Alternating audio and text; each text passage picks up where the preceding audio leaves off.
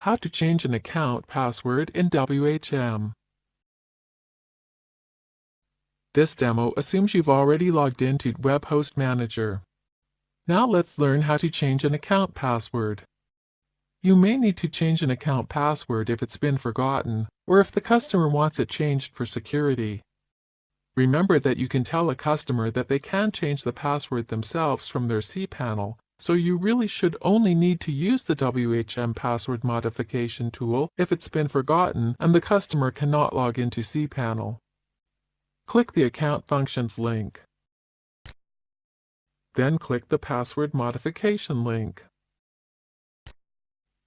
Select the account that needs a password change.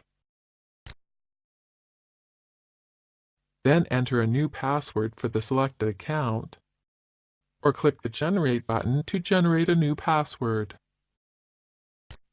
To confirm the password, either retype it or copy and paste it into the Confirm Password window.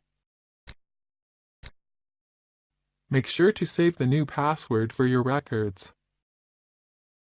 When ready, click Change Password. That's it. This is the end of the tutorial. You now know how to change the password of any account in WHM.